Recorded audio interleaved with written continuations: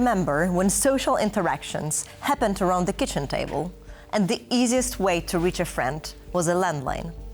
You might call it the good old days, but 20 years of social media have had an irreversible effect on society and our way of living. Good evening, my name is Maja Mazurkiewicz, and welcome to the Anatomy of Disinformation. Social media originally described platforms that promoted the creation and exchange of user-generated content. They offered a way to support creativity, strengthen social bonds, and deliver information. But with time, social media shifted to an attention-based economy. The more emotions and dopamine they release in their users, the more clicks they got. And companies, as well as bad actors, have found ways to exploit that. How often do you think about what appears on your social media feed? Do you think you choose what posts show up on your screen? Or is that choice made by algorithms designed to benefit their owners by boosting content they think will increase earnings? How can political campaigns use that to their benefit? And does Elon Musk know exactly what will sell best on X? We'll talk about that and more with our first guest. Walter Quattrociocchi, full professor at Sapienza University of Rome. Expert in data science, network science, and misinformation with publications in Nature and PNAS. Advisor to Italy's Chamber of Deputies and the Italian Communications Regulatory Authority, and co-leader of the IRIS Coalition on Vaccine and Climate Misinformation. Selected for the US State Department's International Visitor Leadership Program on Data-Driven Policies in 2023. Walter, thank you so much for joining us today, coming straight from Rome. We talk today about how social media impact the society and the choices we make. So what exactly are social media doing to us? Well, this is one of the $10 billion question. What social media are doing to us? I'm running a research center that is exactly studying what social media platforms are doing to our society over a massive scale. What they are doing, actually, they change the most evident things that they are doing is that they are using a business model that is oriented to entertainment, and such a change that is basically data-driven because the ads are sold according to the profile of the user. So we are profiling the users according to their targets, to their desires, and so forth in order to sell ads. In this issue, basically, the content is not made to inform, but it is made to entertain the users. And in this context, basically, we are totally reframing our relation with the information ecosystem, because journalists, news outlets are playing at the same game, the same match. And in this fight, there is the competition for the user attention. And we can see emotional content, polarizing content that is basically taking the lead on for the engagement of the users. And this is the main change that we are actually observing in our daily life. So that's exactly the thing, that they are taking a bit critical thinking from us.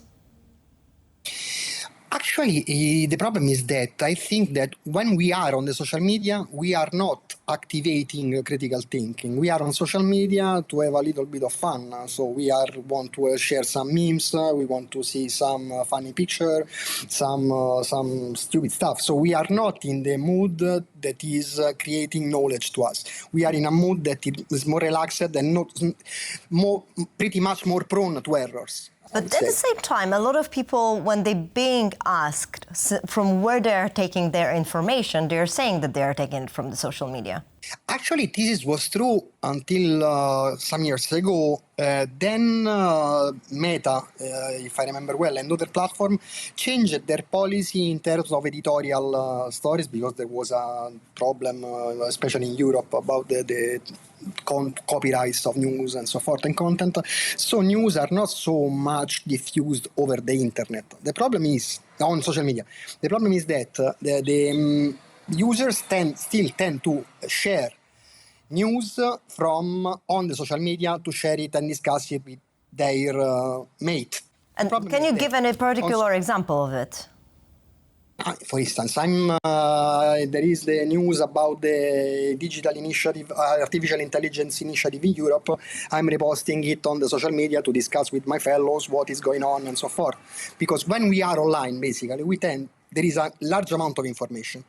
And on the cognitive level, in order to answer to this issue, we tend to select the information that are more familiar to us, and basically dissenting the information that we don't like and are too far from our narrative.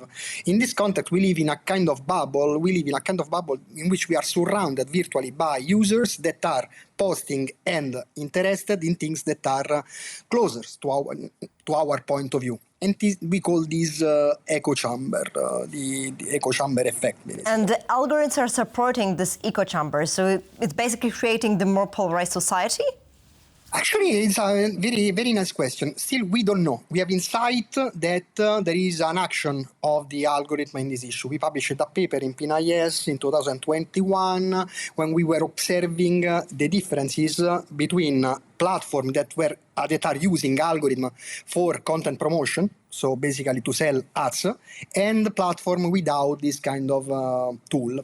And actually we noticed that in this issue, things tend to be pretty much more polarized, in the sense that users tend to be clustered in homophilic clusters, in echo chambers. So people with the extreme left tend to be with the far left, and people with the far right tend to be on the far right, where there is the algorithm. However, we don't know if this is something driven by the algorithm or something that is mirroring the underlying community of the social media platform. And how do politics sell? Because in Poland we see that Russia knows very well the vulnerabilities of polls, and it's working on algorithms pretty well as well. Of course, there is the attempt to cheat on the normal the online debate, and of course it's propaganda. It's exploiting the will and the desires in order to interfere with the political discussion.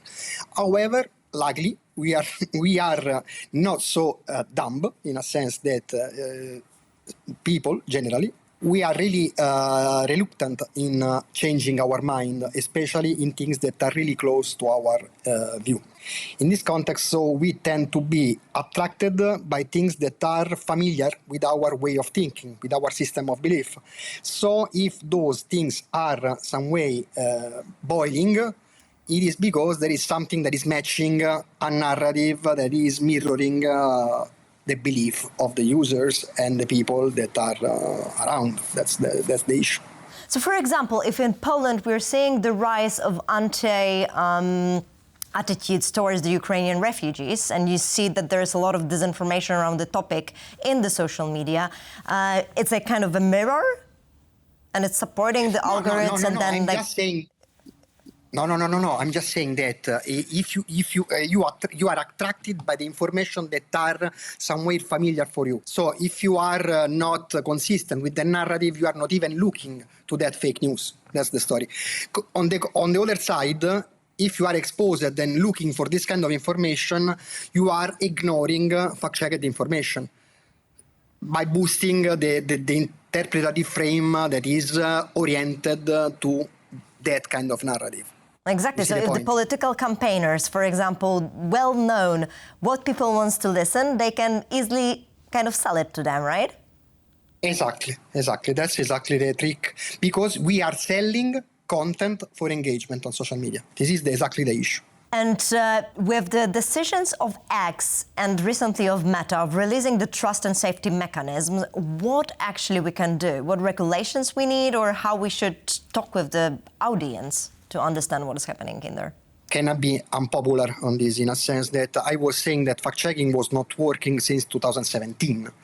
We got evidence, scientific evidence of fact-checking that is useful for the people that are already prone to such kind of content and such a kind of narrative, but is pretty negative, especially in bursting polarization for the opposite faction.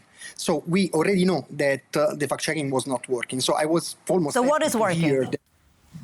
Actually, what we know that is working is kind of pre-banking. What is pre-banking is making people aware of the kind of traps and manipulation we can meet when we are online. So we have to be aware of our tendency to acquire the information we like the most and to ignore dissenting information, that we like to polarize, that we like to engage with with emotional contents, that people will try to exploit our emotional properties and profiles to exploit polarization. And by meeting all these issues, making people aware of these dynamics is a good, it seems to work. I mean, it's a good, it's pricing pretty much more than the banking.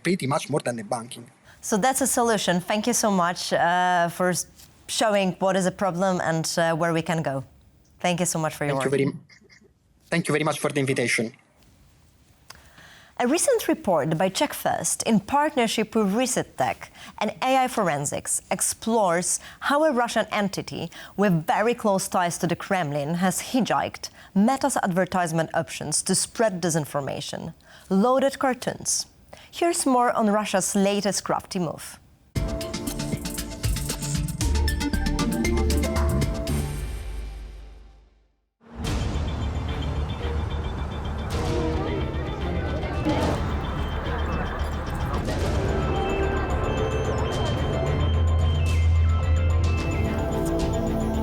What is the SDA and how has it exploited Meta and Meta ads to promulgate Russian disinformation? Social design agency is one of the entities, one of the companies that are using the innovative tools to push the Russian propaganda to the Western countries, especially the EU countries. SDA is an entity that is on the sanctions list, so all of the content that is produced by SDA should not be available in Europe.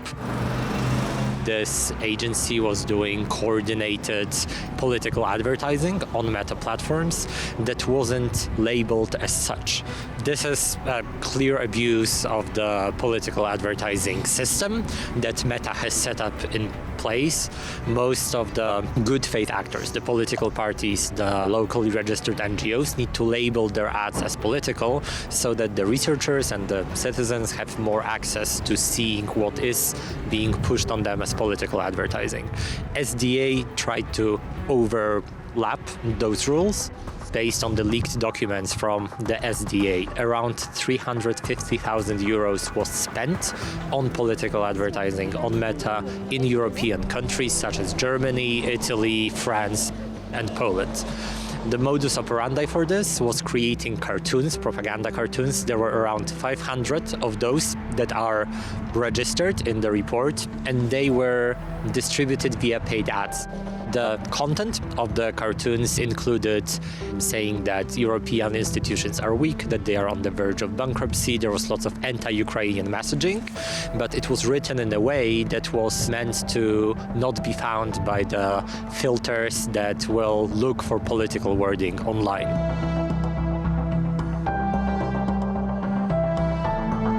The content was seemingly uploaded by profiles that were running shoe shops or local marketing agencies or very different businesses that had no business talking about the fall of Ukraine or very other pro-Russian messages.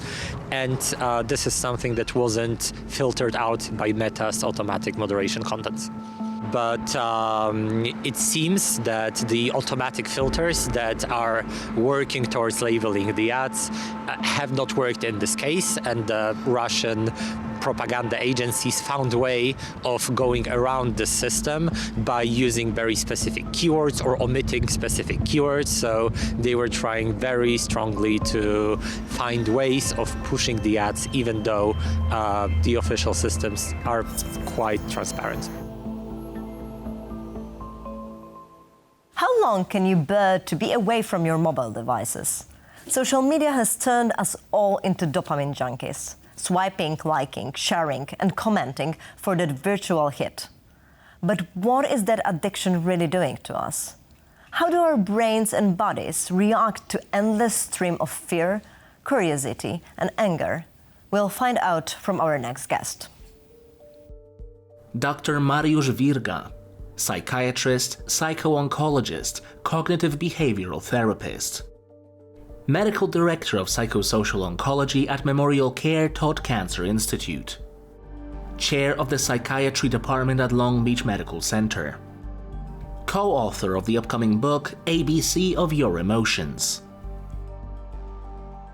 Mariusz, welcome and thank you so much for joining us from Los Angeles. Today we're talking about the social media and its influence on people, and in particular something that became famous or infamous these days is a dopamine. So how does social media influence dopamine release in the brain? So, yes, my pleasure talking to you again, as always. So dopamine is involved in multiple processes, but I wanted to take a step back a little bit. We blame a lot of things on dopamine, or try to explain things with dopamine. But in fact, the brain releases over 100 different substances. We always think of brain as a connection, different electrical connections, while in fact it is the most complex and the largest gland in our body. So 100 different substances, and we know what we know by testing those that are easiest to test. But dopamine is particularly important because it is involved in motivation system and the reward system, right? So it means it reinforces certain behavior. So particularly it gives us instant gratification because you see it shows there's immediacy on those platforms. If I click or post something, I almost immediately get some feedback, some reaction. And so dopamine is not only about reward system, but it also is self-reinforcing. So because it is involved in the reward system, we go on the, like in gambling, you win sometimes and then you may have a streak that you never win. And it is very addictive behavior because that type of reinforcement, variable and intermittent schedule of reinforcement is, it happens sometimes, but not always. And then we have dry spells. So we are really hooked on it. So, and then there are also compulsion loops that it's not just the reward itself, but then anticipation of the reward. And that is why we check our feeds all the time to see what's going on there. Right? And it's also about when we feel fear or uncertainty that we feel quite a lot these days, also with the geopolitical changes. If we take a phone and we scroll through, it's giving us a boost, right? Kind of like having a drink. Let's say it is not just a boost and say that we always feel better, but if we understand how the attention engineering works in social media, first of all, social media prioritize those posts that are most attention grabbing. So that is very important to realize that and what attention grabbing and also eliciting response. And that needs to be based on the emotions. Yes, exactly. So, but you see, and then we are in our own chamber. So because the algorithms also create the environment, you're much more likely to click this, you're much more likely to like that, So they will feed you the things that you like. And then because of that, and then you may feel better because these people think like me. And so I must be right. So. Exactly. So even though it might be something that you don't like and it doesn't feel you better, you still are having this feeling of a tribe and feeling similar to others. Yeah, of a tribe, or mutual. So we have a mutual enemy, and we focus on that, and ridicule that particular person and roast that person. So. And then it's very easy to change the things that we kind of like, right? Because if we have the community, or we think that we have the community online, we can be more eager to vote for someone, for example. Oh, yes. So what happened in Romania, we know that was with TikTok. Exactly. I've heard your questions to the previous guest, and I see that social media not only affect the behaviors of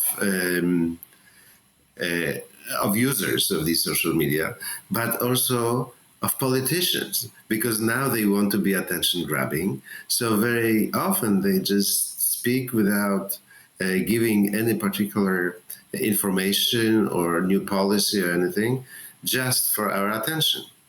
And that is also a troubling sign that really the content, social media content affects behaviors of people that we voted for to run our countries. So that is a concerning thing.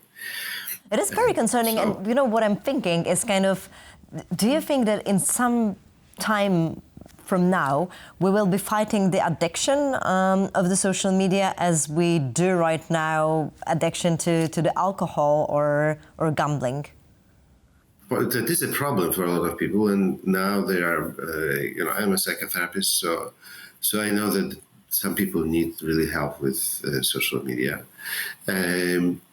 We know that there's higher incidence of mental illness by high users. In America, when the studies in the United States, the studies don't show whether unequivocally whether it is social media causing mental illness or people who are prone to mental illness are much more likely to develop that illness because of high use of social media. But one statistic is important that like in 2005, only 7% of US citizens were using social media, while in 2015, 65%.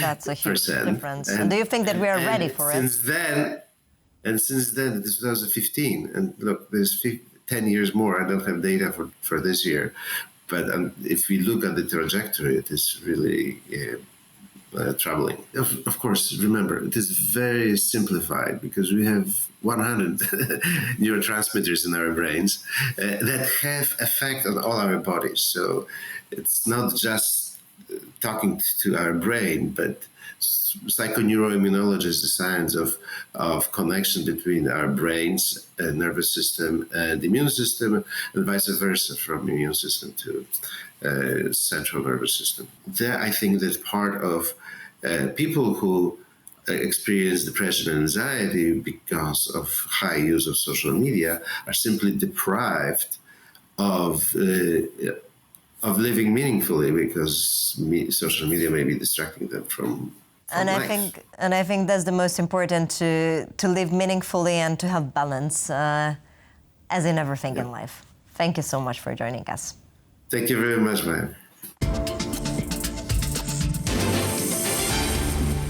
Social media knows us better than we know ourselves. Their algorithms rely on simple techniques that influence our brains and affect the way we think.